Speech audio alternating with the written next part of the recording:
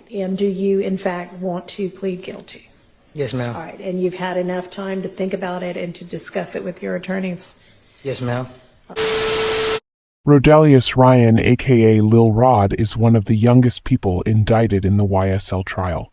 Lil Rod, along with 17-year-old Damon Blaylock, found himself in trouble at the early age of 15 when he was accused of unaliving 15-year-old Jamari Holmes, who is reported to be a known gang member. 15-year-old boy shot and killed this morning at a Southwest Atlanta apartment complex. The killer or killers still on the run this evening. Our Nick Sturdivant has more on the key evidence investigators are focusing on.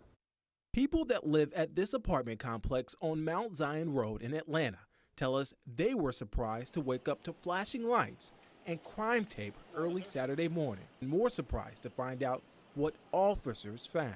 They canvassed the area and located a juvenile male deceased inside of a vehicle with a gunshot wound to the head. Police say that just before 5 a.m., they got a call about shots fired here. The person they found shot dead was a 15-year-old boy. Police say he was inside of a stolen blue Dodge Charger. They think it could have been gang-related because investigators have identified the teen as a known gang member. Officers say he was wearing an ankle monitor when they found him. At this point, we believe that there were additional people with the victim at the time of the shooting. People that live here tell us they heard gunshots, while some say they didn't at all. They also told us that over the years, the complex they now call the Crystal Apartments has had its problems with gang activity and other crimes. And hours after the shooting, investigators spent the morning knocking on doors, trying to find answers. The two females that were there would ultimately be the ones to say Rodelius Ryan and Damon Blaylock were the triggermen. It wasn't until recently that Rodelius Ryan case started to catch the public attention in a different light. Prosecutor brought the witness Mariah Smith, who stated she saw Lil Rod commit the crime. However, as the public listened to her testimony, a lot of things seemed off with her story. And Lil Rod. I had just met them within that same month. Within that same month? Yes. Okay. And can you tell the jurors, the male that you knew as the nickname Bally, did you know his real name? Demond. But I'm learned it from the stuff that's going on now, yeah. Okay, so did you know his last name back in 2019? No. Okay, so you just knew him by his nickname as Bally. Yeah, I met them through her, so I didn't know them personally. The witness Mariah Smith changed her story several times, according to reports and her testimonies.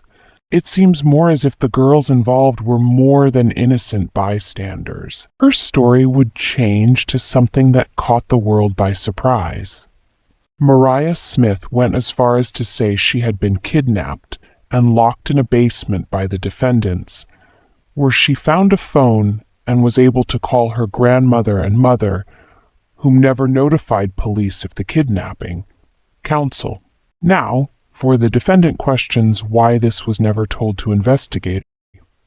It was stated that Lil Rod was introduced to YSL through Woonie Lee, aka Slime Life Shawty, who recently took the stand in the YSL trial. Have you been in group chats on IG? Yes. Right.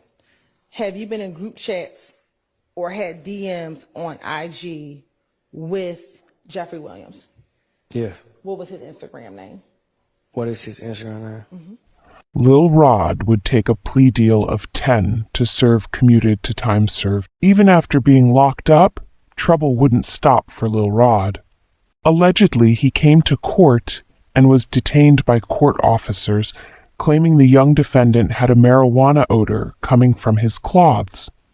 Still, Lil Rod has a huge battle ahead of him as he fights for his freedom. If he wins his appeal, Lil Rod will once again be a free man. However, if he loses, he'll be in jail for life. Thank you for tuning into this episode. Please like, share, and subscribe.